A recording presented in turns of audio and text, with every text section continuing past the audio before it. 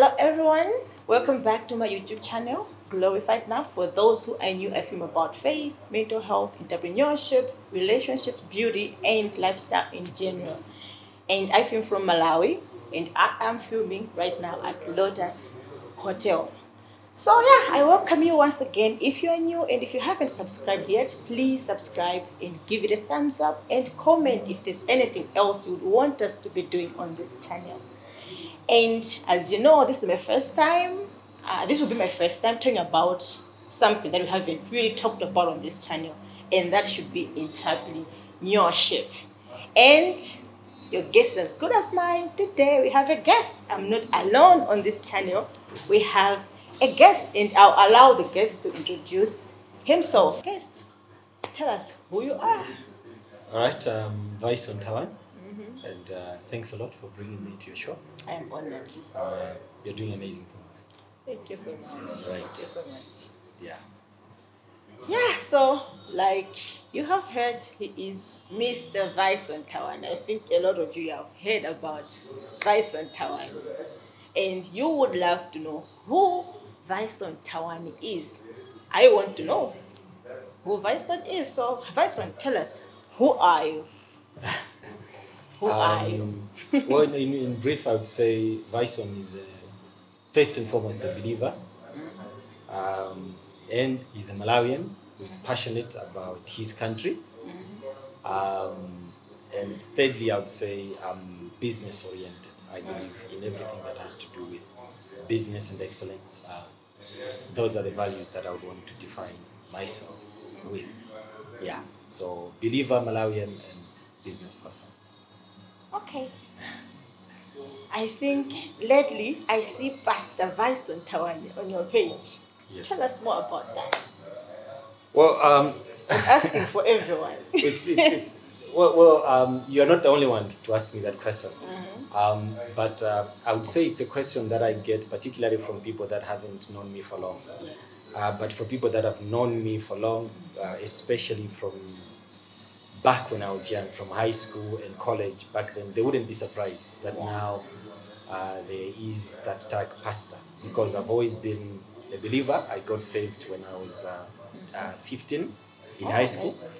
So I've been preaching for quite a long time, as an evangelist, as a leader of a Christian group in high school and in college as well, and also at church. So you grow into certain roles, but this is a role that has always been there.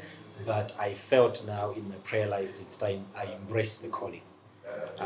Hence the title pastor. I believe pastor is not something that somebody gives you. It's what God gives you. Yes. You see, I'm saying that because another question that I've got, just to preempt, is who ordained me pastor? Yes. I don't think there's spiritually anything as somebody ordaining somebody into a spiritual. People can do that, but that's something physical. If they do that without there being a calling spiritually, it's of no essence. Nobody ordained Moses, but he was a prophet. Nobody ordained Abraham, but he was a prophet. So yeah. Amazing. So I think for me, I think I've known Mr. Vieson for so long. I think from Chester College. When I was studying my first year, I think he was moving. I think before I knew a lot of things about Vieson, I knew the believer part of Vieson. So I think that's a very good elaboration on that part. I think a lot of people have been asking, oh, how come Vieson now is Pastor Vieson? What's happening? And I think I should really love that part that you just came to that point where you wanted to embrace it and just show it off. I think that's really amazing. That's really amazing. Amen. Okay. Amen, church. All right, so a lot of people have known you as an entrepreneur. And how do you marry these two? I mean, people knowing you as an entrepreneur, now you're calling yourself a pastor. I want to understand that part. To correct that, it's God who called me pastor. Yes. And then I accepted the calling. But it's a very important question that you've asked me. When I got saved, as I said, I was in Form 2. One of the passions that God laid on my heart was to understand why a lot of Christians, a lot of believers were struggling financially.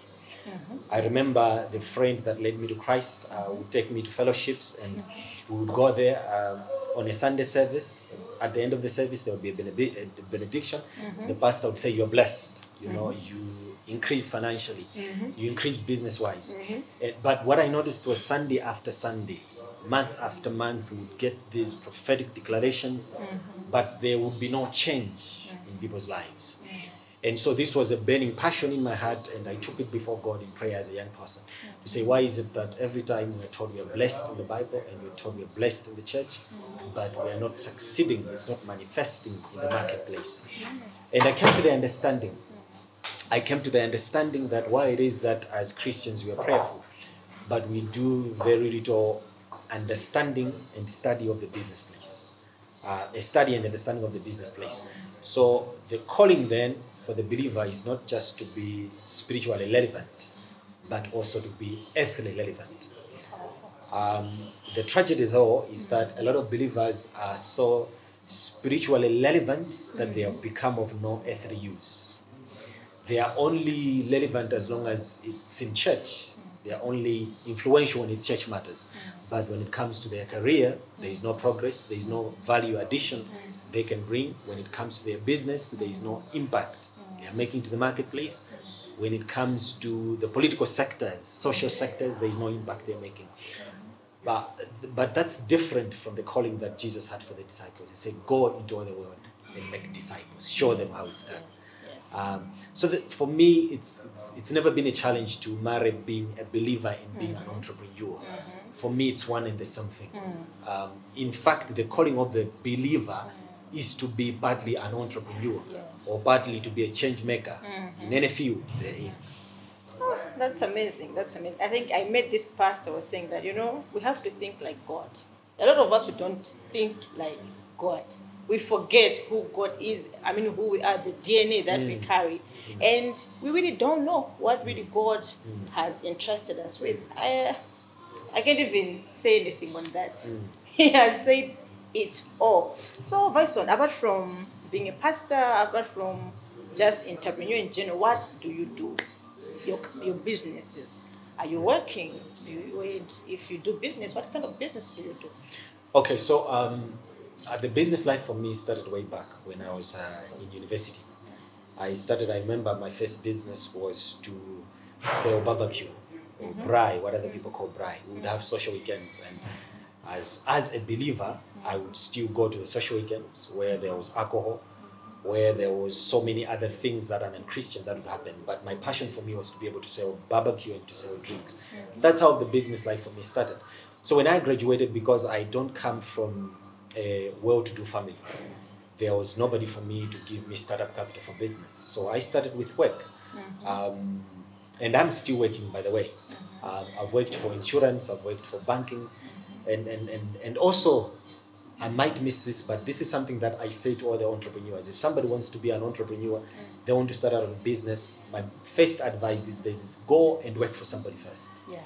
I see a lot of young people make that mistake. I'm an advocate, I'm a business person at heart, but there is a role that working for somebody else builds into you. How to deal with systems, how to manage people, how to manage marketing. In fact, my businesses have grown fast because of some of the information, some of the systems, some of the abilities, capacities, and intelligences I've built from my working place. So I work, but also I'm the managing director of Landmark Car Hire, where we specialize in providing car hire services to mostly institutions. We have branded ourselves now as a corporate car hire, whereas some are dealing in the retail sector. But also I am a partner in First Class Motors. We specialize in the repair of German machines. But also I'm a farmer at heart, so I run what is known as dairy farm. It's a greenfield dairy farm where I'm specializing in market. I'm in milk production. So we rear cattle specifically for milk production. One of the issues that we noticed in the Malawian sector is that the milk supply is in short supply. Up to now, we are still unable as Malawi to meet the demand for milk, up to the extent that we import. As import milk? We do. goodness. We do. I didn't know that. Oh, we do at very amazing levels as well. So as an entrepreneur, you look at the opportunities that are there and you go in and seize them. That's what we do. Oh, amazing. Amazing. So do you plan to work for the rest of your life? Or? Absolutely not. Absolutely not. I've never gone into work to work for the rest of my life. I wouldn't. It would be a betrayal of my potentials. It would be a betrayal of what I know I'm able to do. You see, but also at the same time, you have to. While being an entrepreneur requires you to be an idealist, Yes. an idea person, but you have to be able to balance that with realism. You have to be pragmatic at the same time. Where a lot of people fail is while they have these great ideas, but to implement an idea, you must have a starting place, and you start with what you have, where you are. You see, so while you might have an idea of building the next game, or building the next ShopRite, the reality is that you have to start with a canteen. You have to start with a grocery store that probably stocks 10 loaves of bread. You know, probably your capital can be 100,000 or less than that. So you have to balance these two. That's what makes the growth entrepreneurs. People think entrepreneurship is simply about ideas. It's about practice and yeah. Okay. Amazing. I mean, he isn't just so amazing. I've always wanted to have this chat with you, and it's really, really amazing to learn all these things from you. There was a time, okay, before I go there, I think people would love to know your age. Are you comfortable telling them your age? Are you? Just know that when Bakiri Muluzi became president, I was already in Standard 1. Come on. Yes. You can do your calculations, people. You can do your calculations. Anyway, that's amazing. So that's Vieson Tawani, and I believe you have learned something from him, and there is more. Please tune in next week, where we'll talk more about entrepreneurship with Vieson Tawani.